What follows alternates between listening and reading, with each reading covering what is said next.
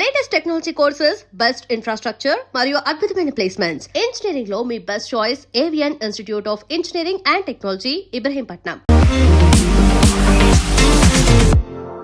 నమస్తే, నేను Kavitha. Welcome to I dream news and నిజాలు. హర్ముజ్ జలసంధి గుండా వెళ్లేటువంటి ప్రతి వాణిజ్య నౌక మీద 20% టోల్ ఛార్జ్ విధిస్తాము, వాటికి రక్షణ కల్పిస్తాము అని చెప్పినటువంటి డొనాల్డ్ ట్రంప్ గంటల వ్యవధిలోనే ఆ మాట మార్చేశారు. ఇప్పుడు టోల్ అనేది మేము వసూలు చేయము, కాకపోతే గల్ఫ్తో వాణిజ్య ఒప్పందాలు కుదుర్చుకుంటాము, ఆ వచ్చే డబ్బుతోనే మేము ఈ పనంతా చేస్తాము అనే మాట చెప్పింది. దీంతో పాటుగా గతంలోనే డొనాల్డ్ ట్రంప్ని లేపేయడానికి ఇరాన్ పన్నాగం పండింది అనేటువంటి మాటని ఇజ్రాయెల్ ట్రంప్కు చెప్పింది. ఆ నేపథ్యంలోనే 1000 మిసైళ్లతో ఇరాన్ మీద దాడి చేస్తామన్నారు. ఇప్పుడు సరికొత్తగా ఇంకొక న్యూస్ వస్తోంది. ట్రంప్తో పాటుగా అమెరికాలో ఉన్నటువంటి కీలకమైనటువంటి వ్యక్తుల ఫోన్లని ఇరాన్ ట్యాప్ చేస్తోంది అనేటువంటి మాట. ఇప్పుడు నిజంగానే ఇజ్రాయెల్ చెప్పినటువంటి మాట నిజమవుతోందా? అండ్ ట్రంప్ ఎందుకని 20% టోల్కి సంబంధించి వెనకడుగు వేశారు? నెక్స్ట్ ఏం జరగబోతోంది? హర్ముజ్ జలసంధి ఎప్పుడు ఓపెన్ అవుతుంది? మనతో పాటుగా ఉన్నారు సీనియర్ జర్నలిస్ట్ సురేష్ కొచ్చాతిల్ గారు. సార్ నమస్తే. సో మీరు ముందే చెప్పారు 20% అనేది మళ్ళీ వెనకడుగు వేస్తారు అనేది, బట్ దాన్ని ఇంకో రకంగా చెప్పారు. గల్ఫ్ దేశాల దగ్గర విపరీతంగా డబ్బు ఉంది, వాళ్ళతో మేము వాణిజ్య ఒప్పందాలు చేసుకుంటాం, వచ్చే డబ్బుతో ఈ పని చేస్తాం, బట్ నేను కేర్ టేకర్ని హర్ముజ్ జలసంధికి అనేటువంటి మాట మళ్ళీ ఎందుకు అలా ఇండైరెక్ట్గా చెప్తున్నారు? అంటే బేసిక్లీ ఒకటి, ఇరాన్ని హార్ముజ్ స్ట్రైట్ని వాళ్ళ కంట్రోల్లో ఉండకూడదని ట్రంప్ చాలా క్లియర్గా ఉన్నది. ఎందుకంటే కాంపిటీషన్ అయిపోయింది. ఇప్పుడు ఇరాన్ తీసుకుంటే ఇరాన్ కమిషన్ కొట్టేస్తారు, నేను తీసుకుంటే నా కమిషన్ రావాలని చెప్పి ఇప్పుడు కాంపిటీషన్ అయిపోయింది. సో ఇంటర్నేషనల్ మ్యారిటైమ్ రూల్స్ ప్రకారం మీరు ఒక ఫ్రీ ఫ్లోయింగ్ రివర్ సిస్టమో లేకుంటే ఓషన్ సిస్టమో మీరు టారిఫ్ ఛార్జ్ చేయలేరు. అది అలౌడ్ కాదు. అది దానికోసం ముందే మ్యారిటైమ్ వాళ్ళు ముందే చెప్పారు, ఇది ఇరాన్ చెప్పినప్పుడు చెప్పారు చేయలేరు మీరు, it's illegal as per law అని చెప్పేసి. మళ్ళీ ట్రంప్ అదే చేస్తున్నారు. మళ్ళీ మార్కో రూబియో మొన్న చెప్పారు that no nation can charge at toll అని చెప్పి. సడన్గా ఆయన నిన్న అడిగారు, మళ్ళీ ట్రంప్ అన్నారంటే అప్పుడే బహుశా ఆయన మాట్లాడుంటారు ట్రంప్ దగ్గర, డోంట్ డూ దిస్ అని. ఇప్పుడు పెట్టుబడి అనేది చాలా ఓపెన్ సిస్టమ్, అమౌంట్ కమిట్మెంట్ లేదు. మీరు 2 బిలియన్ పెడతారా, 3 బిలియన్ పెడతారా. ఆల్రెడీ ఖత్తర్ అనేది యుఎస్లో చాలా పెద్ద ఇన్వెస్ట్మెంట్ ఉంది వాళ్ళది. ఖత్తర్ ఫౌండేషన్ అని చెప్పి, ఖత్తర్లో ఉన్న రాణి మదర్, షీ కంట్రోల్స్ ఇట్. యుఎస్లో ప్రతి యూనివర్సిటీలో పెట్టుబడి పెట్టి వాళ్ళ బ్రాంచ్ వాళ్ళు దోహాలో పెట్టుకున్నారు. జార్జ్ టౌన్ యూనివర్సిటీ, మీరు కార్నెల్, మీరు ప్రతి university is there in Doha. ఎందుకు? షార్జా దగ్గర నుంచి కాంపిటీషన్ ఉంది వాళ్ళకి. షార్జా ఆయన కూడా ఇది కావాలని చెప్పి ఆయన కూడా పెట్టుబడి పెట్టారు. సో కండిషన్ ఏంటంటే యుఎస్లో మీరు మా దగ్గర 200 మిలియన్, 300 మిలియన్, 500 మిలియన్, $1 బిలియన్ ఇస్తే మాకు ఒక రెవెన్యూ చెస్ట్ లాగా ఉంటుంది మా దగ్గర. అక్కడ గవర్నమెంట్ డబ్బులు ఏం రావు, ప్రైవేట్ యూనివర్సిటీ వాళ్ళ డబ్బులతో నడిపించాలని. సో వాళ్ళు ఏం చేస్తారు, వాళ్ళు ఈ డబ్బులు తీసుకొని సరే మాకు ఒక శాటిలైట్ యూనిట్ మీద మా దగ్గర అక్కడ పెట్టండి, ఏషియాలో ఉన్న పిల్లలంతా అక్కడికి వస్తారు, మా దగ్గర వచ్చి చదువుకుంటారని. ఇది ఖత్తర్ది స్ట్రాటజీ అన్నమాట. పైకేమో ఒక ఎడ్యుకేషన్ హబ్ని డెవలప్ చేస్తున్నామని చెప్పడంతో పాటు, ఎందుకంటే వీళ్ళకి తెలుసు ఏదో ఒక రోజు ఆయిల్ అనేది అయిపోతుంది, గ్యాస్ అనేది అయిపోతుంది. సౌదీ అరేబియా చూడండి, వాళ్ళు యుఏఈతో పోటీ పెట్టుకుంటున్నారు. వీళ్ళందరికన్నా ముందు యుఏఈ మొదలు పెట్టారు ఇది. ఎందుకంటే యుఏఈ దగ్గర ఆయిల్, అంటే యుఏఈలో దుబాయ్ దగ్గర ఆయిల్ లేదు, అబుదాబి దగ్గర ఆయిల్ ఉంది. సో దుబాయ్ ఏం చేశారు, టూరిజం హబ్గా కన్వర్ట్ చేసుకున్నారు. టూరిజం మీద డిపెండ్. దానికోసం యుద్ధం జరిగి 2 రోజుల తర్వాత ఫస్ట్ అటాక్ జరిగింది దుబాయ్ ఎయిర్పోర్ట్ మీద జరిగింది, ఇరాన్ది. ఎందుకంటే వాళ్ళకి తెలుసు వాళ్ళ మెయిన్ డబ్బులు ఎక్కడి నుంచి వస్తుంది అనేది. ఇప్పుడు ప్రెసిడెంట్ ట్రంప్ చెప్తున్న దానికి ఒక క్లోజర్ లేదు. ఎందుకంటే ఒకటి, బుషేర్ మీద నిన్న అటాక్ జరిగి, నేను ఇప్పుడు అదే చూస్తున్నాను, latest wave of attacks over అంటున్నారు. అంటే లేటెస్ట్ వేవ్, ప్రతిరోజు ఒక వేవ్ కొడుతున్నారు వీళ్ళు. సో ఈ వేవ్లో వీళ్ళు ఇరాన్ మీద, బుషేర్ మీద కొట్టారు. బుషేర్ ఇస్ వేర్ వాళ్ళ న్యూక్లియర్ ప్లాంట్ ఉంది ఒకటి. నిన్న వీడియోస్ చూస్తే నాకు కూడా భయం వేస్తుంది, ఎందుకంటే మష్రూమ్ క్లౌడ్ లాగా వస్తుంది బయటికి, which is the typical nuclear explosion impact అన్నమాట. మనం చెర్నోబిల్ అట్లాంటి బ్లాస్ట్ చూడలేదు, చెర్నోబిల్ ప్లాంట్ బ్లాస్ట్ అయింది. ఫుకుషిమాలో it was a leakage of radiation. కానీ మనం హిరోషిమా, నాగసాకి తర్వాత మనం ఒక మష్రూమ్ క్లౌడ్ని చూడలేదు ఇంకెప్పుడు దాకా. బహుశా ఇది మెయిన్ ప్లాంట్ కొట్టలేమో, దాని పక్కన ఏదో కొట్టుంటారు, కానీ ఇంపాక్ట్ ఇస్ హెవీ. ఇప్పుడు ఇరాన్ వైపు ప్రాబ్లం ఏమొస్తుందంటే, ఇరాన్కి America slowly strait of Hormuz మీద పక్కనున్న అన్ని పోర్ట్స్ మీద కొడుతున్నారు వాళ్ళు. ఒకటి, వాళ్ళు మెయిన్గా వాళ్ళు చూసిన కెషమ్ ఐలాండ్ ఒకటి కొట్టారు. ఓకే, అది కాకుండా బందర్ అబ్బాస్ కొట్టారు. బందర్ అబ్బాస్ ఇరాన్కి చాలా క్రూషియల్. అక్కడి నుంచే ఇరాన్ కావాల్సిన అన్ని సరుకులు అక్కడి నుంచి వస్తున్నాయి, ఇన్కమింగ్ అండ్ అవుట్ గోయింగ్లో చాలా మటుకు మన కార్గ్ ఐలాండ్ నుంచి ఆయిల్ వెళ్తుంది. ఇక్కడి నుంచి ఓన్లీ ఫర్టిలైజర్ మిగతా ప్రోడక్ట్స్ అన్ని ఈ ఐలాండ్ నుంచి వెళ్తుంది అనమాట. కార్గ్ ఐలాండ్ నుంచి కాదు అది. That is from Bandar Abbas. Bandar Abbas మీద చాలా డ్యామేజ్ జరిగింది. నిన్న మీరు చూస్తుంటారు 3 స్ట్రీట్ డ్రోన్ యూజ్ చేశారు వాళ్ళు. ఫస్ట్ టైం పాసిబ్లీ యుద్ధంలో సీ డ్రోన్ అనే కాన్సెప్ట్ తీసుకొచ్చారు వీళ్ళు. ఆ సీ డ్రోన్తో దాడి చేసి నిన్న వాళ్ళ మెయిన్ పోర్ట్ లోడింగ్ ఏరియాని మొత్తం ధ్వంసం చేశారు యుఎస్. సో స్లోలీ ఇరాన్ ఇప్పుడు ఏం చేయలేకపోతున్నారు. నిన్న ఆఫ్టర్నూన్ నుంచి వాళ్ళ మీద బ్లాకేడ్ కూడా పెట్టేశారు. మీరు ఆయిల్ బయటికి తీసుకెళ్లారు, బయట ఉన్న షిప్స్ని బందర్ అబ్బాస్ కానీ కార్గ్ ఐలాండ్ కానీ కెషమ్ ఐలాండ్కి మీరు పంపించలేరు. దీంతోపాటు కెషమ్ ఐలాండ్ మీద ఉన్న రెవల్యూషనరీ గార్డ్ పోస్ట్ మీద కొట్టారు. అది కాకుండా రూమర్ ఏంటంటే ఈవెన్ ఫోర్దో మీద కూడా కొట్టారంట. ఫోర్దో ఇస్ అనదర్ న్యూక్లియర్ ప్లాంట్ వీళ్ళది. అక్కడ కూడా దాడి జరిగింది అంటున్నారు. సో మనకు క్లారిటీ లేదు, ఎందుకంటే ఇరాన్ ఏం చెప్పట్లేదు. అమెరికా వీడియోస్ రిలీజ్ చేస్తున్నారు. ఇదే టైంలో ఇరాన్ ఏమంటున్నారు, మేము అమెరికా మీద దాడి చేసాం, కువైట్లో ఉన్న వాళ్ళ నేవల్ ఫ్లీట్లో చాలా పెద్ద డ్యామేజ్ జరిగింది, వాళ్ళ లోడింగ్ పాయింట్లో ఎందుకంటే షిప్స్ నిన్న కూడా నేను ఎక్స్ప్లెయిన్ చేశాను బహుశా అది మన వీళ్ళ అలద్ బేస్ ఉంది వీళ్ళ దగ్గర ఖతర్లో. It's an air base. మీరు బాంబింగ్ జరుగుతుందని తెలిసే ఒక 5-6 అవర్స్ ముందు ప్లేన్లన్నీ అక్కడి నుంచి తీసుకెళ్ళిపోవచ్చు, మీరు ప్రాబ్లం ఉండదు. కానీ fifth fleet, US fifth fleet అంటే చాలా పెద్ద ఫ్లీట్ అది మొత్తం బేస్డ్ ఉంది. అది ఇక్కడ ఉన్నారు, వీళ్ళ దగ్గర ఉన్నారు, బహ్రెయిన్ దగ్గర. బహ్రెయిన్ కొట్టినప్పుడు న్యాచురల్లీ షిప్స్ మీరు ఫాస్ట్గా మూవ్ చేయలేరు అక్కడి నుంచి, మీకు మినిమం ఒక రోజు పడుతుంది. సో డెఫినెట్లీ డ్యామేజ్ జరుగుంటుంది ఏదో ఒక. బట్ అమెరికా ఇవాళ దాకా ఎప్పుడు క్లియర్గా క్లారిటీ ఇవ్వలేదు. వాళ్ళు ఏమంటే ఫ్యూయల్ లోడింగ్ పాయింట్ మీద కొట్టారంటున్నారు. ఫ్యూయల్ లోడింగ్ పాయింట్ మీద కొడితే డ్యామేజ్ చాలా పెద్దది ఉంటుంది. అంటే ఇట్స్ లైక్ బిగ్ ట్యాంక్, అది 10-20 ట్యాంకులు ఉంటాయి అట్లాంటిది. సో లోడింగ్ పాయింట్ మీద కొట్టారంటే పక్కన షిప్స్ ఉంటే దాన్ని డ్యామేజ్ జరుగుతుంది అనమాట. సో ఓవరాల్గా చూస్తే అమెరికా ఇప్పుడు short term pain, long term gain అని చూస్తున్నారు. మేము కొన్ని నష్టాలు తీసుకుంటాము కానీ ఇరాన్ని ఉండనీయము, అది అమెరికా మెయిన్ స్ట్రాటజీ. ఇప్పుడు ఇరాన్ని ఉండనీయము అని చెప్పి ఇప్పుడు హర్ముజ్ జలసంధిలో ఉన్నటువంటి నౌకలు ఎవరు సేఫ్ గార్డ్ చేస్తారు, ఎవరు గార్డియన్ అవుతారు, కేర్ టేకింగ్, ఇవన్నీ అనుకున్నప్పుడు అక్కడ మన భారతదేశానికి చెందినటువంటి 7 వాణిజ్య నౌకలు ఆగిపోయి ఉన్నారు. ఆల్మోస్ట్ 180+ క్రూ మెంబర్స్ కూడా ఉన్నారు. ఇరాన్ చేసినటువంటి ఒక దాడితో మన ఒక ఇండియన్ క్రూ మెంబర్ కూడా చనిపోయాడు. మనం ఇరాన్ అంబాసిడర్ని పిలిచాము, ఒక ప్రొటెస్ట్ చేసాము, ఒక నిరసన వ్యక్తం, అది సరిపోతుందంటారా? ఎందుకంటే అక్కడ ఉన్నటువంటి 180+ మన క్రూ మెంబర్స్ ఉన్నారు, ఆ తర్వాత మనవి ఉన్నాయి. మనం ఓన్లీ వాళ్ళతో పిలిచి మాట్లాడినంత మాత్రాన సరిపోతుందా? ఇవన్నీ క్రైసిస్ ఇదంతా కంటిన్యూ అవుతుంది వారంతా. ఇరాన్ గవర్నమెంట్కి వీళ్ళ మీద ఏం కంట్రోల్ లేదు. స్టేట్ ఆఫ్ హార్మోస్లో ఉన్నది రెవల్యూషనరీ గార్డ్స్. వాళ్ళు పొలిటికల్, మీరు డిప్లొమాటిక్ లెవెల్లో పిలిచి మీరు అది స్టాండర్డ్ ప్రొసీజర్. ఏదైనా ఘర్షణ జరిగితే, ఏదైనా ప్రాబ్లం ఉంటే ఆ దేశాన్ని వాళ్ళ 1 లెవెల్ బిలో ద అంబాసిడర్ ఉంటారు, ఆయనలు పిలిచి they give a return complaint saying మా వీళ్ళని దాడి చేశారు. ప్రాబ్లం ఎక్కడ వస్తుందంటే వీళ్ళు ఈ దాడి చేసిన ship doesn't belong to India. ఒకటి సైప్రస్ రిజిస్టర్డ్ ఒక షిప్ ఉండే, నిన్న కొట్టిన 2 షిప్పులు ఖతార్ది కొట్టుండే, దాని తర్వాత సౌదీ అరేబియన్ షిప్ మీద కొట్టారు. ఈ చాలా మటుకు కువైట్ షిప్స్ మీద కొట్టారు నిన్న 2 దానికన్నా ముందు. సో డ్యామేజ్ జరుగుతుంది. ప్రాబ్లం ఏంటంటే మన సీఫేరర్స్ చాలా దేశాల్లో పనిచేస్తారు, దేశాల కోసం ఉన్న షిప్స్లో పనిచేస్తారు వాళ్ళు. సో ఫిలిప్పీన్స్ వాళ్ళు ఇండియన్స్ కనిపిస్తారు మీకు మ్యాక్సిమం.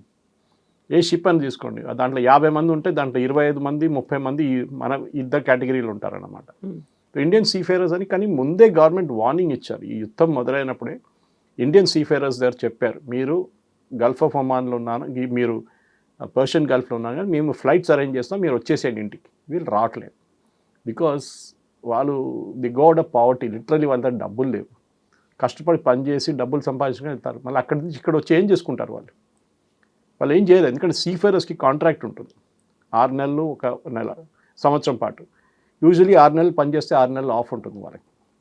ఇక్కడ 3 నెలలు పనిచేస్తే 3 నెలలు ఆఫ్ ఇస్తారు. బికాస్ 24/7 పనిచేస్తున్నప్పుడు.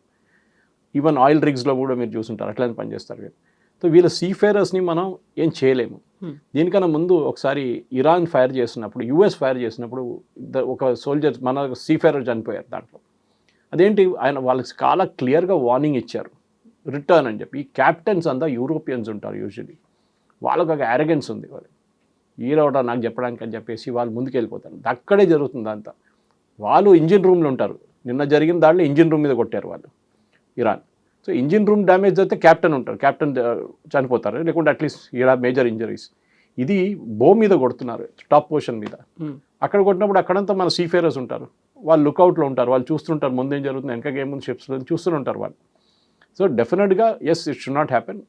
కానీ మనం పిలిచి ఇరాన్కి వార్నింగ్ ఇచ్చినా ఏం కాదు, ఎందుకంటే రెవల్యూషనరీ గార్డ్స్ ఇప్పుడు ఆ ఏరియా మొత్తం వాళ్ళ కంట్రోల్లో ఉంది.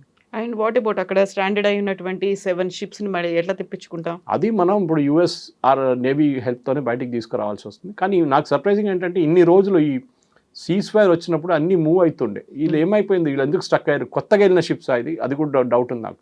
ఐ డోంట్ థింక్ ఇది పాత షిప్స్ ఉండొచ్చు అని, అది ఇప్పుడు వెళ్ళి లోడ్ చేసిన షిప్స్ ఉండొచ్చు, అది ఇప్పుడు యుఎస్ నేవీ మూవ్ చేస్తున్నారు వాళ్ళు ఎట్లా. కానీ నిన్న మూవ్ అయింది I think only 5 ships move yesterday. 76 ఉండే 4 రోజుల క్రితం. Usual full before February 20th full మూమెంట్లో 124 షిప్లు మూవ్ అవుతుంది రెండు వైపుల నుంచి. కొంచెం వెరీ నారో స్ట్రెచ్, మీకు మనం ఎక్స్ప్లెయిన్ చేసాం కదా, ఒకటి గల్ఫ్ ఆఫ్ ఒమాన్ వైపు నుంచి వెళ్తే ఒకటి ఇరాన్ వైపు నుంచి వెళ్తుంది. 32 కిలోమీటర్లే విడ్త్ అది. Okay, the entire Strait of Hormuz అనమాట. అక్కడి నుంచి బయటకు వస్తే it is normal Gulf of Oman నుంచి అరేబియన్ సీ వచ్చి మన గుజరాత్ వైపు రావచ్చు. ప్రాబ్లం ఏంటంటే అమెరికాకి ఒక ఈగో ఇష్యూ, వాళ్ళకి ఎట్లయినా షిప్లన్నీ బయటికి తీసుకురావాలి. ఎందుకంటే అమెరికాలో ఇప్పుడు మళ్ళీ ప్రైసెస్ పెరిగింది, గ్యాలన్కి $4 వచ్చేస్తుంది, $4 వచ్చేస్తుంది, which will be bad news అనమాట ట్రంప్కి. ఆయన ఎట్లనో ఈ రేట్లు తగ్గించడానికి షిప్స్ని బయట తీసుకురావాల్సిందే. ఇప్పుడు మనం ప్రోగ్రామ్ మొదలుపోతే చెక్ చేస్తే 86 ఉంది per dollar బ్రెంట్ క్రూడ్. మన ముర్బాన్ క్రూడ్ వాళ్ళ Saudi Arabian crude is 81, which is what మనం కొనేటప్పుడు యూజువల్లీ అదే కొంటాం మనం. కానీ ఇంటర్నేషనల్ లెవెల్ క్యాల్కులేట్ చేస్తున్నప్పుడు వాళ్ళు బ్రెంట్ క్రూడ్ మీద క్యాల్కులేట్ చేస్తారు. అది లాస్ట్ వీక్ మళ్ళీ ఘర్షణ మొదలై ముందు అది 72, 68 దాకా కూడా వచ్చింది. So it is increase by $10 to $15, which is a good amount, big amount. కానీ మనకి ఇప్పుడు ఇమీడియట్ ఇంపాక్ట్ భారతదేశం మీద ఉండదు. మనం ఫార్వర్డ్ కాంట్రాక్ట్ సైన్ చేస్తాం ఇప్పుడు. ఇది మనం ఎట్లా అంటే ఇవాళ రేపటి కావాల్సిన సరుకు ఇవాళ వెళ్ళి తీసుకోరు వాళ్ళు. They will sign for December now. Forward contracts అంటారు దీన్ని. ఒక రేట్ పెట్టేసి ఆ రేట్ మీద క్యాల్కులేట్ చేసి వీళ్ళు they will have a deal with the companies అనమాట. సో మనకి ఇమీడియట్ ఇంపాక్ట్ ఉండదు, LNG మీద ఉంటుంది, LPG మీద ఉంటుంది, అది బహుశా ఉండొచ్చు. కానీ ఇప్పుడు ఇమీడియట్ నెక్స్ట్ 3 months ఉండదు. కానీ అమెరికాకు ఈగో ఉంది. మీరు అడిగిన మాటకి ఎస్, అమెరికా అంటున్నారు షిప్స్ హ్యావ్ టు మూవ్, మేము ప్రొటెక్షన్ ఇస్తున్నాం, మీకు ప్రాబ్లం ఏంటంటున్నారు. వాళ్ళేమో భయపడుతున్నారు. దీంట్లో అంతా మనం ఇన్సూరెన్స్ గురించి మాట్లాడామనుకుంటాం. మొన్న ఈ షిప్స్కి ఇన్సూరెన్స్ ఇవ్వాల్సి వస్తుంది. ఒక్క షిప్ కూడా వితౌట్ ఇన్సూరెన్స్ మూవ్ కాదు. మనం వెహికల్స్ తీసుకున్నప్పుడు థర్డ్ పార్టీ తీసుకుంటాం, లేకుంటే కాంప్రహెన్సివ్ తీసుకుంటాం, అది ఒక సంవత్సరానికి తీసుకుంటాం మనం. వీళ్ళకి అది కాదు, వీళ్ళకి ప్రతి ట్రిప్కి తీసుకోవాల్సి వస్తుంది. And they will look at the, మీరు యూరోప్లో తిరుగుతున్నారు, ఎక్కువ ఉండదు ఇన్సూరెన్స్. కానీ మీరు గల్ఫ్కి వచ్చారు, ఇప్పుడు పెరుగుతుంది. మీరు బాబుల్ మందేబ్ నుంచి వెళ్తున్నారా, మీరు స్ట్రెయిట్ ఆఫ్ హార్మజ్ నుంచి వెళ్తున్నారా, then again one more issue. మీరు సూయజ్ కెనాల్ నుంచి వస్తున్నారా, మీరు పనామా కెనాల్ నుంచి వస్తున్నారా, లేదు మీరు మలక్కా స్ట్రైట్స్ నుంచి వెళ్తున్నారు. So insurance varies. కానీ ఇప్పుడు ఎవరు ఇన్సూరెన్స్ ఇవ్వట్లేదు ఈ షిప్స్కి. So they are taking personal risk అన్నమాట. సో ఇప్పుడు మొన్న జరిగిన 4 దాడుల్లో కూడా ఆ ships are owned by country, not by company. అదొక పెద్ద డిఫరెన్స్ అనమాట. 2 షిప్లు ఏమో వీళ్ళది ఉండే, ఖతార్ది ఉండే, ఒకటి కువైత్ది and one more Saudi Arabian. So వాళ్ళ ప్రాబ్లం ఏంటంటే ఇప్పుడు వాళ్ళ కంట్రీ వాళ్ళే నడిపించుకుంటున్నారు, వాళ్ళ ఫ్లాగ్ ఎక్కించుకొని they are moving out of the gulf. జరగాల్సింది, ఎందుకంటే జరగకపోతే మనకి 86 కాదు 90కి వెళ్ళిపోతుంది ఈజీగా. So we have to move the ships, ఇంకేం ఆప్షన్ లేదు మనకి. అక్కడ స్టాండర్డ్ అయిపోయినటువంటి మన ఇండియన్ షిప్స్ గురించి మాట్లాడుకుంటుంటే అమెరికాలోనే ట్రంప్ కాంగ్రెస్ ఒక డిస్కషన్ అనేది అవుతోంది, రష్యా మీద శాంక్షన్స్ని పెట్టాలి అనేది. ఇప్పుడు 500% ఉన్నదాన్ని 100%కి చేయాలా అనే దాంతో పాటుగా ఆ ఇంపాక్ట్ అనేది భారత్ అండ్ చైనా మీద కూడా ఉండబోతోంది. ఇండైరెక్ట్గా మనం దాన్ని తగ్గించుకునేటువంటి పరిస్థితి, రష్యా నుంచి చేసుకుంటున్నటువంటి ఇంపోర్ట్స్ని మనం తగ్గించుకోవాలి అనేది. సో అక్కడ ఇంపాక్ట్ అనేది మన భారతదేశం మీద ఎలా ఉంటుంది? మీకు గుర్తుంటుంది, బైడెన్ ఉన్న టైంలో బైడెన్ మనకు చెప్పారు రష్యా దగ్గర నుంచి ఆయిల్ కొనుక్కోండి. అప్పుడు మోదీ గవర్నమెంట్ ఏం చెప్పారు, మీరు బ్యాన్ పెట్టారు కదా, మా మీద కూడా మీరు టారిఫ్ పెట్టేస్తారంటే కాదు, మీరు కొనుక్కోండి. ఫస్ట్ 30 days ఇచ్చారు, ఆ తర్వాత ఎక్స్టెండ్ చేశారు. అదే జరుగుతుంది. ఎందుకంటే రష్యన్ క్రూడ్ మార్కెట్లో రాకపోతే మళ్ళీ రేట్లు పెరుగుతుంది. అదే చేశారు బైడెన్ టైంలో. ఏం చేశారు, భారతదేశం మనం రష్యా దగ్గర నుంచి క్రూడ్ కొనేసుకొని మనకి కావాల్సిన క్రూడ్ పెట్టుకొని 50 నుంచి 40 నుంచి 50% పెట్టుకొని మిగతా రిఫైన్ చేసి మన యూఎస్కి అమ్మాం. మనం ఆలోచించండి, రష్యన్ క్రూడ్ రష్యా నుంచి డైరెక్ట్ కొనకుండా మన దగ్గర వచ్చి రీఫైన్ చేసి పంపించి. ఈవెన్ కవిత గారు, India is the largest exporter of fuel. మనం అనుకుంటాం మన కొత్తగా ఎక్కువ ఫ్యూయల్ లేదు కదా మన దగ్గర, మన ఎట్లా లార్జెస్ట్ ఎక్స్పోర్టర్ ఎట్లయిపోయాం మనం. మనం రష్యాకి ఎక్స్పోర్ట్ చేస్తున్నాం డీజిల్ ఇప్పుడు, రష్యన్ రిఫైనరీస్ కొట్టేందని చెప్పేసి. చైనా న్యూస్ ఇప్పుడే వచ్చింది, చైనా వాళ్ళ పాండమిక్ లెవెల్కి వచ్చేస్తుందంట వాళ్ళ రిజర్వ్స్, వాళ్ళ 290 రోజులు రిజర్వ్స్ ఉన్నాయి. బహుశా అది పడిపోయి ఇప్పుడు 120-130కి వచ్చేస్తుందంట, which is a very dangerous thing. China లాంటి రాజ్యం. అది కాకుండా ఇప్పుడు యూఎస్ మీరు చెప్పినట్లు శాంక్షన్ పెడితే ఏమవుతుంది? China will not bother. China అంటారు రేపటి నుంచి యూఎస్కి ఒక స్పేర్ పార్ట్ కూడా మేము పంపించమంటారు, మళ్ళీ ట్రంప్ దిగొస్తారు. ఇదంతా ప్రపోజల్ పెట్టింది Lindsay gram.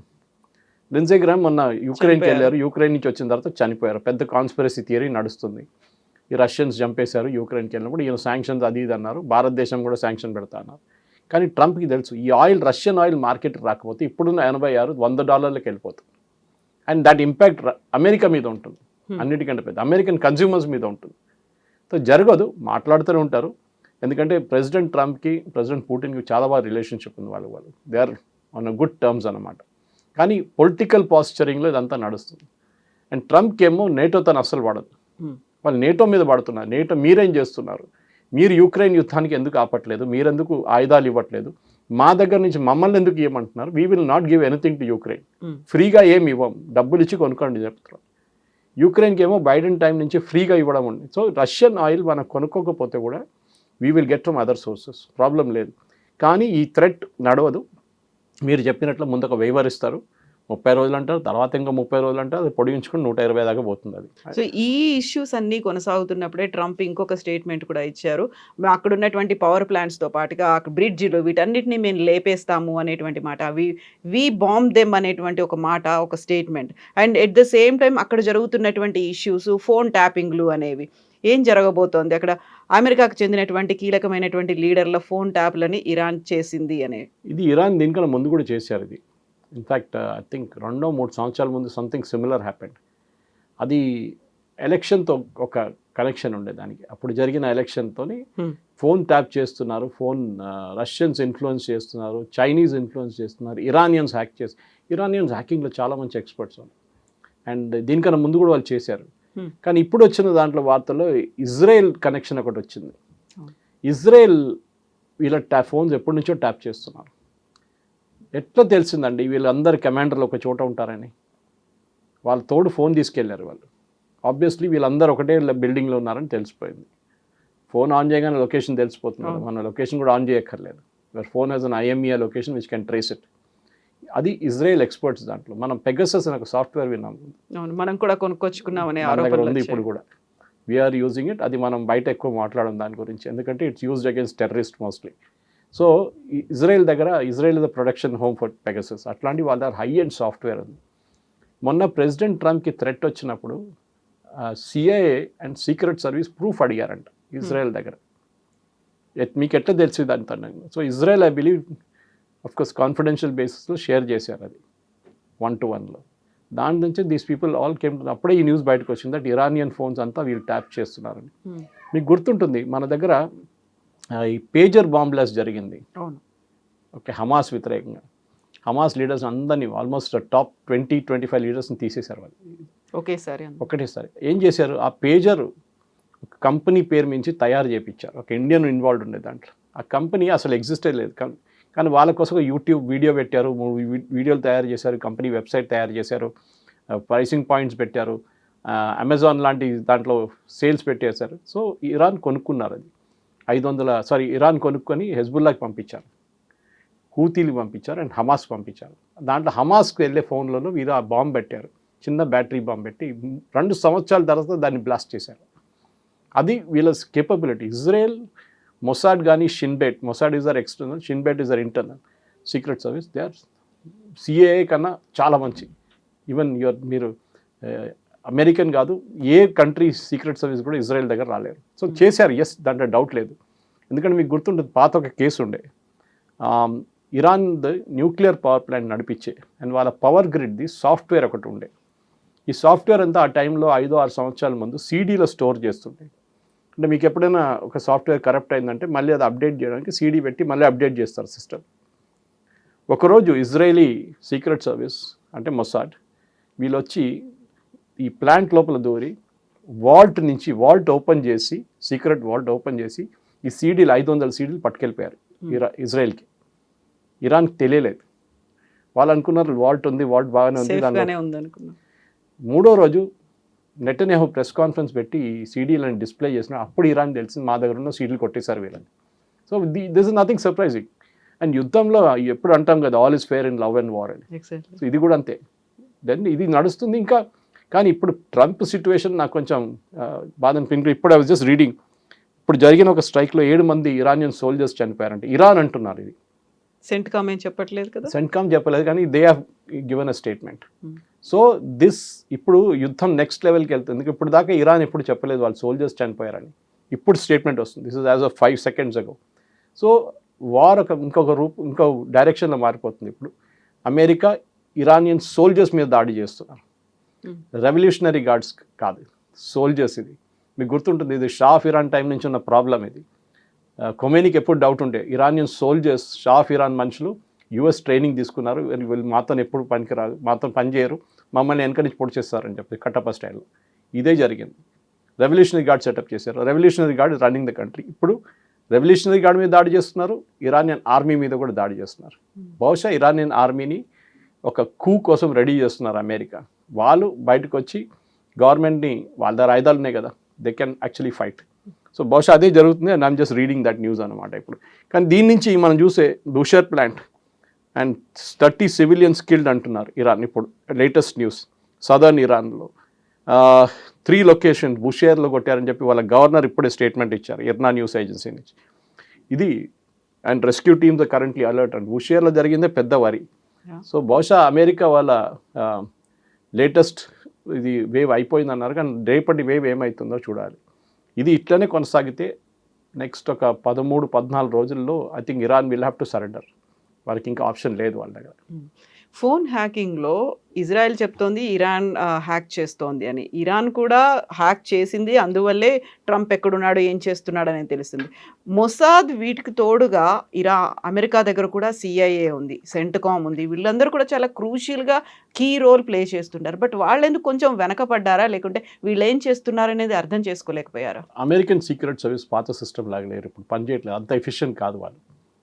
President Trump assassination attempt జరిగినప్పుడు మీకు గుర్తుంటుంది, ఆయన రూఫ్ నుంచి పబ్లిక్ మీటింగ్లో పార్టిసిపేట్ చేస్తున్నప్పుడు ఆ అటాక్లో దానికన్నా ముందు 22 సీక్రెట్ మెసేజెస్ వచ్చిందంట. ఇట్లా ఒక అటెంప్ట్ జరగవచ్చు, 2-3 వస్తున్నారు దీనికని చెప్పి ఈ మెసేజ్ ఇచ్చిన తర్వాత కూడా సీక్రెట్ సర్వీస్ ఏం చేయలేకపోయారు. వాళ్ళ దాంట్లో ప్రాబ్లమ్స్ ఏంటంటే ఎఫ్బిఐది ఒక జ్యూరిస్డిక్షన్ ఉంటుంది, సిఐ ఎక్స్టర్నల్ చూసుకుంటారు. కూస్ కానీ బంగ్లాదేశ్ లాంటి రైట్స్ చేయడం, శ్రీలంకలో రైట్స్ అది వాళ్ళు చేపిస్తారు సిఐఏ. ఈ ఎఫ్బిఐ ఏమో ఇంటర్నల్ సెక్యూరిటీ చూసుకుంటారు వాళ్ళు విత్ ఇన్ యూఎస్. వీళ్ళకి డిపార్ట్మెంట్ ఆఫ్ హోమ్ల్యాండ్ సెక్యూరిటీ అని చెప్పి 9/11 తర్వాత కూడా పెట్టారు వీళ్ళు. That I think the best department. వాళ్ళకి డౌట్ లేదు, వాళ్ళు ఇవాళ దాకా ఒక టెర్రరిస్ట్ అటాక్ జరగలేదు యూఎస్లో, చాలా బాగా అడుగున్నారు వాళ్ళు. కానీ ఎక్స్టర్నల్ ఇంటెలిజెన్స్ తీసుకురావడంలోనే ఇక్కడ పెద్ద ప్రాబ్లం వస్తుంది వీళ్ళకి. మీరు బిలీవ్ చేయరు, వాళ్ళు అమెరికా అక్యూజ్ చేశారు ఇజ్రాయెల్ని దట్ యూ హ్యాక్డ్, మా సిస్టమ్స్ హ్యాక్ చేశారు, మా ఫోన్స్ హ్యాక్. అమెరికా ఎప్పుడూ అక్యూజ్ చేస్తున్నారు. అంటే ఇజ్రాయెల్ డినై చేయట్లేదు. ఇజ్రాయెల్ ఎప్పుడు చెప్పారు మేము చేయట్లేదు చేస్తామని. ఇజ్రాయెల్ తెలుసు, మీరు ఒక నంబర్ ప్లేట్ పెట్టి ఒక కార్ తిరిగితే యూఎస్లో Israel has access to it. అంత డీప్ యాక్సెస్ ఉంది వాళ్ళకి. డెఫినెట్గా ఇరాన్ దగ్గర ఆ రోజు ప్రెసిడెంట్ ట్రంప్ ప్లేన్ చేంజ్ చేయాల్సి వచ్చిన కారణం అది. He had to go from the new air force 1 to the old air force 1. ఎందుకంటే క్లియర్గా వీళ్ళు టర్కీలో అంకారా నుంచి ప్లేన్ టేక్ ఆఫ్ చేస్తున్న టైంలో షూట్ చేయడానికి ఇరాన్ ప్లాన్ వేసుకున్నారు, మిసైల్ పెట్టేసి కొట్టడానికి. కానీ ఆ రోజు చెప్పిన తర్వాత రూట్ మార్చేశారు. ప్రెసిడెంట్ ట్రంప్ యూఎస్ వెళ్లకుండా లండన్కి వెళ్ళారు. లండన్కి వెళ్ళి లండన్ నుంచి ఎయిర్క్రాఫ్ట్ మార్చి మళ్ళీ కొత్త ఎయిర్ ఫోర్స్ 1 నుంచి అక్కడికి వెళ్ళారు. సో కన్ఫ్యూజ్ చేయడానికి అన్నమాట బేసిక్. ఇప్పుడు మీరు ఆలోచించండి నెటన్యాహు సెక్యూరిటీ ఎంత ఉంటుంది. ఎందుకంటే మీరు మన ఇరాన్ రిలీజ్ చేసిన లిస్ట్లో number 1 is not Trump, number 1 is Netanyahu. So Israeli prime, ఎందుకంటే మనం చూసాం దీనికన్నా ముందు కూడా దే లాస్ట్ 1 ప్రైమ్ మినిస్టర్ ఈ టెర్రర్ అటాక్ తను ఇట్లానే ఆయన అసాసినేట్ చేశారు. అది Yitzhak Rabin or somebody else, I don't remember, one of them died అట్లా. సో సెక్యూరిటీ చాలా టైట్ ఉంటుంది ఇజ్రాయలీ లీడర్స్ ఎప్పుడు. అండ్ ఇజ్రాయెల్కి ఒక పారానోయా ఉంది. వాళ్ళు ఇంగ్లీష్లో అంటారు లుకింగ్ ఓవర్ యువర్ షోల్డర్ అని చెప్పి, వెనక ఎవరి నుంచి వస్తున్నాడు చూస్తూనే ఉంటారు. ఎవరు వెన్నుపోటు పడుస్తారు డెఫినెట్గా. ఎందుకంటే వాళ్ళ ఒక దేశం అట్లనే వాళ్ళు పుట్టారు. వాళ్ళు దే వర్ బార్న్ ఇన్ 1948 మే. మనకి ఇండిపెండెన్స్ వచ్చి 1 సంవత్సరం తర్వాత ఇవాళ కూడా ఇజ్రాయలీ సీక్రెట్ సర్వీస్ మనతో పనిచేస్తున్నారు. మనకి కార్గిల్లో అమెరికా GPS డిసేబుల్ చేసేసారు. మన ఎయిర్క్రాఫ్ట్ కానీ మన గ్రౌండ్ స్టేషన్స్ కానీ జీపీఎస్ వాడలేకపోయారు. ఆలోచించండి, మీరు హైదరాబాద్లో ఉన్న సడన్లీ జీపీఎస్ ఆఫ్ చేస్తుంది, ఎందుకంటే we're depending on American satellites. ఇప్పుడు మన శాటిలైట్స్ తయారు చేసుకున్నాం దానికోసం. So now your local GPS use చేసి, మన ఎయిర్క్రాఫ్ట్ కూడా మన దగ్గర సివిలియన్ ఇండిగో ఆ జీపీఎస్ యూస్ చేసి ఫ్లై చేశారు. Okay, I think Mumbai to Delhi I think it was. So చాలా క్లియర్గా ఇజ్రాయేలీ ఇంటెలిజెన్స్ అనేది టాప్ క్లాస్, అంటే డౌట్ లేదు. వాళ్ళు హ్యాక్ చేశారంటే ఐ విల్ బిలీవ్ దట్ అన్నమాట. కానీ ప్రాబ్లం ఎక్కడ వస్తుందంటే ఇజ్రాయెల్లో వాళ్ళు అమెరికన్ అంతా వాళ్ళకి they don't trust, American trust చేయరు వాళ్ళు. చాలా పెద్ద ప్రాబ్లం ఉంది అమెరికాలో. ఎందుకంటే దీనికన్నా ముందు కూడా అమెరికాతో సహాయం చేసినప్పుడు కూడా చైనీస్ హ్యాక్ చేశారు. చైనీస్ అమెరికన్ సిస్టమ్స్లో హ్యాక్ చేసినారు వాళ్ళు, దాంట్లో కూడా వాళ్ళ ఎక్స్పర్ట్స్. రష్యన్స్ దానికన్నా పెద్ద ఎక్స్పర్ట్స్, వాళ్ళు కూడా హ్యాక్ చేస్తున్నారు అమెరికన్ సిస్టమ్స్కి, ఎస్పెషలీ పెంటగన్లో ఉన్న సిస్టమ్స్ హ్యాక్ చేయడంలో. ఇది ఒక గేమ్ కవిత గారు, ఇది అందరు చేస్తారు, మనం కూడా చేస్తాం. దాంట్లో కొత్తదేం లేదు. కొంతమంది మాట్లాడతారు దాని గురించి, కొంతమంది మాట్లాడతారు అంతే. సో పాకిస్తాన్లో ఉన్న పవర్ సిస్టమ్, మీరు ఇరాన్లో ఇప్పుడు కాదు ఒక 6 సంవత్సరాల ముందు ఇరానియన్ గ్రిడ్ కొట్టేశారు మొత్తం. ఒకరోజు రాత్రి entire Iran went blank. Israel చేసిన పని అది. స్టుక్నెక్స్ అని చెప్పి STUNEXT అని చెప్పి ఒక software, worm software, they put it into the Iranian grid. అది మొత్తం సిస్టమ్స్ ఫార్మాట్ చేసి పడేసింది. And within no time Iran went blank. మన దగ్గర పవర్ గ్రిడ్ ఉంది చూడండి, ఇక్కడ కూడా థ్రెట్ ఉంది మనకి. ఒకరోజు జరిగింది అది మన దగ్గర కూడా, పవర్ గ్రిడ్లో ఎవరో హ్యాక్ చేశారు. సో పవర్ షట్ డౌన్ చేయడం చాలా ఈజీ. యుద్ధం మొదలైంది అనుకోండి, ఆ రోజు మీరు పవర్ షట్ డౌన్ చేస్తే ఏం చేస్తారు? ఎయిర్ ఫోర్స్ ఫ్లై చేయలేరు, ఆర్మీ ఏం చేయలేరు, నేవీ ఏం చేయలేరు. సో ఇది చాలా మన ఇప్పుడు యుద్ధం అనేది మనం రష్యా యుక్రెయిన్ యుద్ధం నుంచి నేర్చుకుంటున్నాం. ఇప్పుడు మన ఏదో 1000 మంది పరిగెత్తుకుంటూ వెళ్తున్నారు, ట్యాంకులు వెళ్తున్నాయి, అదే అన్నీ అయిపోయినాయి. దాట్ ఎరా ఈజ్ ఓవర్. ఫిజికల్ వార్ఫేర్ అనేది ఉండదు, ఇంకా లేదు. ఫేస్ టు ఫేస్ కాంబాట్ లేదు. It is more technology. ఇక్కడ నుంచి ఒక బటన్ ప్రెస్ చేస్తాం, అక్కడ ఒక మిసైల్ వెళ్ళి పడుతుంది. వాళ్ళు అదే చేస్తారు, ఇక్కడ వచ్చి పడుతుంది. ఇదే జరుగుతుంది. డ్రోన్ యూజ్ చేస్తుంది. మనం చూస్తున్నాం ఇరాన్ ఇన్ని రోజులు ఎట్లా అడ్డుకున్నారు యూఎస్ని. జార్డన్ మీద ఫైర్ చేశారు. మన I was analysing the distance. Jordan అంటే యూ టు క్రాస్ ఇజ్రాయెల్. మొన్నదాకా ఇజ్రాయెల్ మ్యాక్సిమం అటెంప్ట్ అనుకున్నాం, ఇజ్రాయెల్ క్రాస్ చేసి జార్డన్ మీద కొట్టారు. అఫ్కోర్స్ వాళ్ళు అడ్డుకుంటున్నారు అని చెప్తున్నారు వాళ్ళు, ఎందుకంటే అక్కడ ఒక US ఎయిర్ ఫోర్స్ బేస్ ఉంది, దాని మీద కొట్టారు వీళ్ళు. మన మీకు యుద్ధం మొదలైన డిగోగాషి మీద కొట్టిన గుర్తుంటుంది, అది అక్కడ దాకా చేరుకోలేదు. అంటే ఇరాన్ దగ్గర 1500 2000 రేంజ్ ఉంది అనుకున్నారు కిలోమీటర్, కానీ వాళ్ళ దగ్గర ఇప్పుడు ఉన్నది 2200 2300 రేంజ్ కూడా ఉంది వాళ్ళ దగ్గర. అది డీకెపాసిటేట్ చేసి అది డెస్ట్రాయ్ చేస్తేనే యూఎస్కి రాత్రి నిద్ర వస్తుంది, లేకుంటే రాదు వాళ్ళకి. Next step attack possibly US ships మీద జరగవచ్చు అని చెప్పి US ఇంటెలిజెన్స్ చెప్తున్నారు. అంటే వీళ్ళ గల్ఫ్ ఆఫ్ ఒమాన్లో 2 ఎయిర్క్రాఫ్ట్ క్యారియర్స్ ఉన్నాయి. అబ్రహాం లింకన్ నుంచి జార్జ్ W. బుష్ ఉంది. దాన్ని బ్యాటిల్ గ్రూప్ అంటారు. నేను చెప్పాను చూడండి, ఇంకా ఒక మదర్ షిప్ వెళ్తున్నప్పుడు దాంతో చుట్టూ ఒక 10-12 షిప్స్ ఉంటుంది, ఇంకా వార్ షిప్స్ ఉంటుంది మదర్ షిప్ని ప్రొటెక్ట్ చేయడానికి. సో అక్కడ ఆల్మోస్ట్ 26 నుంచి 28 షిప్స్ ఉన్నాయి అక్కడ. నేను సెంట్కామ్ ఒక పిక్చర్ కూడా రిలీజ్ చేశారు దాని మీద బహుశా దాడి జరిగితే దెన్ ఇరాన్ నెక్స్ట్ గేమ్ మొదలవుతుంది అక్కడి నుంచి. ఇరాన్ చాలా ప్రాక్సీ గ్రూపులను మెయింటైన్ చేస్తుంది, అందులో హూతీలు ఉన్నారు, హమాస్, హిజ్బుల్లా ఉన్నారు అనుకుంటే ఇప్పుడు హూతీ సౌదీ అరేబియా మీద అటాక్ చేసింది, ఆ పర్మిషన్ మేము ఇవ్వలేదు అంటుంది. హూతీలు వీళ్ళ బియాండ్ కంట్రోల్లో ఉన్నారా, వీళ్ళ చేతుల్లో లేకుండా వాళ్ళంతటి వాళ్ళు డెసిషన్స్ తీసుకుంటున్నారా? అది మనం హోర్మూస్లో చూస్తున్నాం కదా. హోర్మూస్లో ఉన్న రెవల్యూషనరీ గార్డ్స్ తెహరాన్ నుంచి ఆర్డర్స్ తీసుకుంటలేరు. వాళ్ళు లోకల్ కమాండర్స్ డిసైడ్ చేస్తున్నారు. లేకుంటే ఖత్తర్ షిప్ మీద ఎవరు దాడి చేస్తారు? మీతో నెగోషియేట్ చేస్తున్న వాళ్ళు ఖత్తర్, వాళ్ళు ఇరాన్లో కూర్చున్న టైంలో తెహరాన్లో ఉన్నప్పుడు వాళ్ళ షిప్ మీద దాడి చేశారు. ఇప్పుడు హూతీ దగ్గర ఎందుకు జరిగిందంటే కవిత గారు, మొన్న ఈ టీం ఒకటి హూతీ టీం, వీళ్ళ యాక్చువల్ పేరు అన్సరుల్లా హూతీస్ అంటారు వీళ్ళు ఇరాన్ ప్రాక్సీస్ అనగానే వీళ్ళు అందరూ చదువుకుంది కోమ్లో, వీళ్ళు మోస్ట్ రిలీజియస్ సిటీ ఇరాన్లో. అక్కడ వీళ్ళందరూ ఎక్కడి నుంచి వస్తారు, ఖమీనీ ఉన్నారు, వాళ్ళ కొడుకు ముస్తఫా, అందరు అక్కడ చదువుకున్నారు మద్రసాలో. వీళ్ళు ఒక మహాన్ ఎయిర్ అని చెప్పి ఎయిర్ ఉంది, ఇరాన్ ఎయిర్లైన్స్ ఒకటి, దాంట్లో వీళ్ళు వచ్చి పికప్ చేశారు వీళ్ళ దగ్గర ఎయిర్క్రాఫ్ట్ లేదు కదా. So Sana airport which is the capital airport వీళ్ళది యెమెన్ది, అక్కడి నుంచి వీళ్ళని పికప్ చేసి ఇరాన్ తీసుకెళ్లారు. 30-40 మంది వెళ్ళారు. అదే ఎయిర్క్రాఫ్ట్ మన రిటర్న్ చేసి ఫ్లై చేయడానికి సనా దగ్గర వస్తున్నప్పుడు రన్వే మీద కొట్టారు సౌదీ అరేబియా. కానీ సౌదీ అరేబియా ఇవాళ దాకా అక్నాలెడ్జ్ చేయలేదు మేము కొట్టామని చెప్పేసి. ఎవరో కొట్టారో మాకు తెలియదు. దాని తర్వాత ఆ ఎయిర్క్రాఫ్ట్ ఇంకొక ప్లేస్కి వెళ్ళి ఒక పోర్ట్ సిటీ దగ్గర ఇంకొక రన్వే ఉందన్నమాట, అక్కడ ల్యాండ్ చేయండి, అక్కడ కూడా బాంబ్ చేశారు. కానీ మీరు ఆ వీడియో చూడాల్సింది, ఈ మిసైల్ పడుతున్నప్పుడు ఆ ఎయిర్క్రాఫ్ట్ ల్యాండ్ అయింది. ఐ డోంట్ నో, ఆ పైలట్ మెచ్చుకోవాలి, how did you manage it అనేది. దాని తర్వాత ఈ హూతీలు అన్నారు, ఓకే మా మీద దాడి చేశారు కదా, మేము మీ మీద దాడి చేస్తాం, సౌదీ అరేబియా మీద మిసైల్ అటాక్లు మొదలుపెట్టారు వాళ్ళు. ఇప్పుడు సౌదీ అరేబియా రిటర్న్ కొట్టలేదు, ఇంకా వాళ్ళు కొడితే మళ్ళీ దాన్ని అక్కడ ఒక రీజనల్ వార్ బ్రేక్అవుట్ అవుతుంది. అండ్ ఇది పెద్ద ప్రాబ్లం తెహరాన్కి, ఎందుకంటే సౌదీ అరేబియాతో వాళ్ళు ఇవాళ దాకా ఎక్కువ గొడవ పెట్టుకోలేదు. స్టార్టింగ్లో వీళ్ళ ఆయిల్ ఫీల్డ్స్ మీద కొట్టారు, అది ఆరామ్కో మీద కొట్టారు, రిఫైనరీ మీద కొట్టారు. కానీ లాస్ట్ ఒక 20-25-30 డేస్లో ఇరాన్ అసలు సౌదీ అరేబియాని ముట్టట్లేదు. ఓకే, కానీ ఇప్పుడు ఈ జరిగిన దాంట్లో సౌదీ అరేబియా డెఫినెట్లీ యెమెన్ మీద వాళ్ళు అట్లా ఎస్పెషల్లీ హూతీలు ఉన్న ఏరియా మీద ఇంకా దాడి ఇవాళ నుంచి మళ్ళీ మొదలు కావచ్చు అది. కానీ అది ఇంకో రీజనల్ వార్గా బ్రేక్అవుట్ అవుతుంది. ఇరాన్ అంటున్నాను మా దగ్గర అడగలేదు, మా దగ్గర అడగకుండా చేస్తున్నారు వాళ్ళని, కానీ ఎవరు బిలీవ్ చేయాలి? హూతీలు ఇరాన్ దగ్గర పర్మిషన్ తీసుకోకుండా ఏం చేయరు వాళ్ళు. దీనికన్నా ముందు కూడా హూతీ సౌదీ అరేబియా గొడవ జరిగింది, బాంబింగ్ జరిగింది. ఇరాన్ నుంచి వచ్చే పెలిగ్రిమ్స్, ఏది మన హజ్కి వచ్చే వాళ్ళని బ్యాన్ చేశారు ఒక సంవత్సరం, మీకు గుర్తుంటుంది 3 సంవత్సరాలు అక్కడ వచ్చి గొడవ చేస్తున్నారని చెప్పేసి. సో ఒక అన్ఈజీ రిలేషన్షిప్ ఉంది వీళ్ళు ఇద్దరు నడుమిట్లో, సౌదీ అరేబియా అండ్ ఇరాన్. ఒకరు షియా ఒకరు సున్నీ, ఇది ముందు నుంచి ఇష్యూ ఉంది. అది ఇంకా చూడాలి. ఇప్పుడు హూతీలకు కూడా అంత కెపాసిటీ లేదు, ఇప్పుడు వాళ్ళ దగ్గర ఆయుధాలు లేవు ఎక్కువ. కానీ వీళ్ళేమంటారంటే ఈ వచ్చిన ఎయిర్క్రాఫ్ట్లో మనుషులు కాకుండా ఆయుధాలు తీసుకొచ్చారు ఇరాన్ నుంచి అని. That was the main problem అనమాట. సో మనకు నిజం ఏం జరిగిందని మనకు తెలియదు, కానీ సౌదీ అరేబియా దగ్గర ఇంటెలిజెన్స్ టాప్ క్లాస్ ఇంటెలిజెన్స్ ఉంది, దాంట్లో డౌట్ లేదు. ఏం జరుగుతుంది సనాలోని వాళ్ళకి తెలుసు చాలా క్లియర్గా. సో యుద్ధం అనేది ఒక సింపుల్గా జరుగుతున్నటువంటి ఒకే ఒక ఇష్యూ కాదు, బోల్డ్ అంత నెక్సెస్ ఉంది, ఇంటర్లింక్డ్గా ఉన్నాయి, ఒక చైన్ రియాక్షన్స్ కూడా కనిపిస్తున్నాయి. మీరు అది చదువుకుంటే ఒకసారి ఇఫ్ యూ అనలైజ్, మనం ఇప్పుడు ఒక హూతీల్ అండ్ ఒక సౌదీ అరేబియా గురించి మాట్లాడారు, అక్కడ పాకిస్తాన్ ఉన్నారు. అక్కడ Pakistan is again Sunni nation. Okay, వాళ్ళకి ఇరాన్తో వాళ్ళు చర్చలు నడుపుతున్నారు, షియా నేషన్. ఓకే, ఇది చాలా కాంప్లికేటెడ్. పాకిస్తాన్ నుంచి 4,000 మంది సోల్జర్స్ అక్కడ ఉన్నారు, వాళ్ళ 8 F-16 ఎయిర్క్రాఫ్ట్ అక్కడ ఉంది.